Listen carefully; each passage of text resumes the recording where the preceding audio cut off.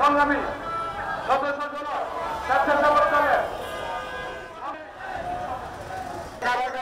সবচেয়ে জনপ্রিয় নেতা আমিনুল হক কথা কাটাকাটির এক পর্যায়ে ওখানে ধাক্কাধাক্কি। সুমন নামে যে ছেলেটা ওই দিন অ্যারেস্ট করে নিয়ে আসছে, অ্যারেস্ট না, তাকে আর্মি রেস্কিউ করে তাকে হেফাজত করে নিয়ে আসছে থানায়, যে তাকে কতক্ষণ পরে ছেড়ে দেবে। ওখানে তার নিরাপত্তা ছিল না। এমন একটা পরিবেশ সৃষ্টি করেছিল ওই এনসিপির নামে যে ছাত্রলীগের মানে ইয়ারা ছিল, গুন্ডা পান্ডারা ছিল, তারা এমন একটা পরিবেশ সৃষ্টি করছে যে সে ভয়ে আর্মি পর্যন্ত তাকে রেস্কিউ করে নিয়ে আসছে। বিভিন্ন জায়গায় বৈষম্য বিরোধী ছাত্রদের সাথে বিভিন্ন ছাত্রলীগের লোকজনের জড়িত বা যোগাযোগ, এনসিপির সাথে আওয়ামী লীগের লোকজনের চলাফেরা বেশি। এই কারণেই বিএনপির দিকে আপনারা আঙ্গুল না তুলে আপনারা যে বৈষম্য বিরোধী আন্দোলনে ভূমিকা রেখেছেন, বিএনপি সেটা সবসময় স্বীকার করে।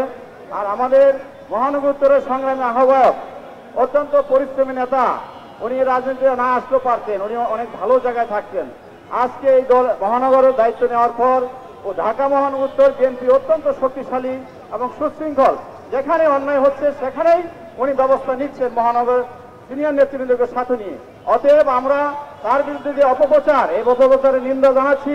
এবং আপনারা অনবিলম্বে যদি আপনারা এই এত শহীদের মাধ্যমে দেশ আজকে মুক্ত হয়েছে, আপনারা এটাকে যদি স্বীকার করেন, আপনারা এনসিপি সঠিক দায়িত্ব পালন করেন, ন্যায়ের পথে থাকেন, অন্যায়ের বিরুদ্ধে আপনারা প্রতিরোধ গড়ে তোলেন। আমিনুল হক এখন আর কোনো ব্যক্তি নয়। কাজেই আমিনুল হকের বিরুদ্ধে যদি কোন রকম ষড়যন্ত্র করা হয়, আমিনুল হকের বিরুদ্ধে যদি কোন রকম কুচক্রি করা হয়, আমিনুলের বিরুদ্ধে যদি মানহানিকর কোন বক্তব্য দেওয়া হয়, আমিনুল হকের বিরুদ্ধে যদি কোন মিথ্যা অপবাদ দেওয়া হয়, সারা ঢাকা শহর সহ সারা বাংলাদেশের মানুষ আজকে ফেসে উঠেছে।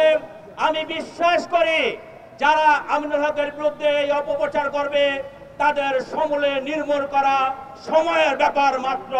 আমিনুল হকের জনপ্রিয়তায় ঈর্ষান্বিত হয়ে যারা মনে করেন যে আপনারা যদি ফেসবুকে দু একটি কলম লেখেন, আপনারা যদি সংবাদ সম্মেলনে দু একটি কথা বলেন, আমিনুল হক মাটির নিচে নেমে যাবে।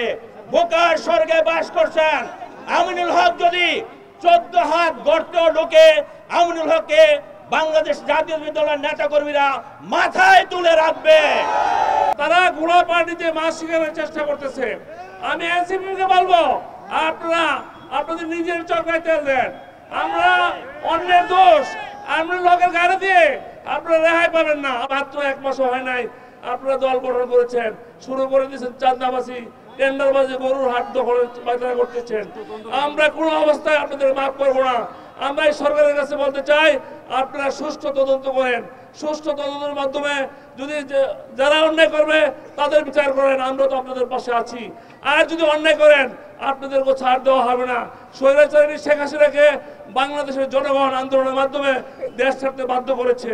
আমরা বলতে চাই, আপনারা যদি অন্যায় পথে মানুষের বিরুদ্ধে কর্মসূচি করেন, ষড়যন্ত্র করেন, আমরাও আপনাদেরকে ছাড়বো না। আমরা আপনাদেরকে এই দেশ ছাড়তে বাধ্য করবেন।